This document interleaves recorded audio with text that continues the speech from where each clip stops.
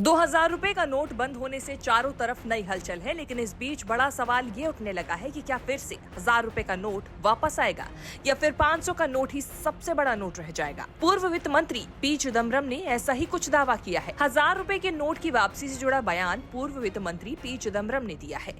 उन्होंने ट्विटर पर लिखा है कि उम्मीद के मुताबिक सरकार आरबीआई ने 2000 रुपए के नोट वापस ले लिए हैं और नोटों को बदलने के लिए 30 सितंबर तक का समय दिया है। शायद ही 2000 रुपए का नोट लेन देन का लोकप्रिय मीडियम है।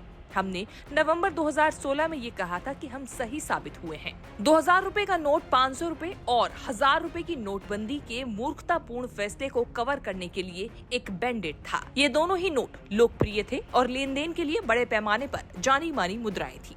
नोटबंदी के कुछ सप्ताह बाद सरकार आरबीआई को 500 रुपए के नोट को फिर से पेश करने के लिए मजबूर होना पड़ा था। अगर सरकार आरबीआई 1000 रुपए के नोट को भी फिर से पेश कर देती है तो मुझे आश्चर्य नहीं होगा। उन्होंने कहा कि नोटबंदी का दौर आ गया है।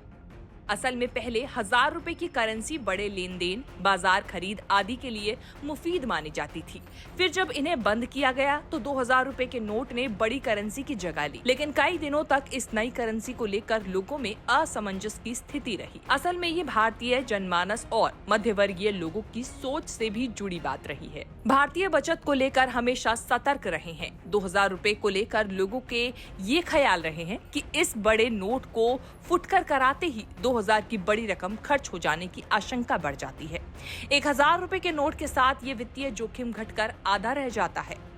रिजर्व बैंक के मुताबिक अब 2000 के नए नोट की छपाई बंद कर दी गई है और रिजर्व बैंक धीरे धीरे इन नोट्स को वापस लेगा। आम लोग अपने पास रखे 2-2000 के नोट 30 सितंबर तक किसी भी बैंक में जाकर जमा करा सकते हैं। इससे आम लोगों को पिछले नोटबंदी की तरह परेशान नहीं होना पड़ेगा और वह अपने पास रखे 2000 के नोट इस्तेमाल अब भी कर सकेंगे। आरबीआई ने देश के बैंकों को सलाह दी है कि 2000 रुपए के नोट को तत्काल प्रभाव से जारी करना बंद कर दिया जाए। इससे पहले पीएम मोदी ने 8 नवंबर 2016 को देश में नोटबंदी का ऐलान किया था। तब 500 और 1000 रुपए के नोट चलन से बाहर कर दिए गए थे। सरकार के इस फैसले से देश में काफी उथल-पुथल मच गई थी, लेकिन फिर नए नोट करेंसी मार्केट का हिस्सा बने। सरकार ने 200, 500 और 2000 का नोट लॉन्च किया था, लेकिन अब इनमें से 2000 का नोट चलन से बाहर करने का फैसला लिया गया है। नवंबर 2016 में नोटबंदी के बाद अगले कई महीनों तक देश में काफी अफरा तफरी का माहौल बना रहा था। लोगों को पुराने नोट जमा कराने और नए नोट हासिल करने के लिए बैंकों में लंबी लाइनों में लगना पड़ा। लेकिन अब एक बार फिर नई नोटबंदी हुई है और फिर से पुराने नोटों की वापसी की बात सामने आ रही है। देखना होगा मोदी सरकार आगे क्या फैसला लेती है। न्यूज़ तक ब्यूरो।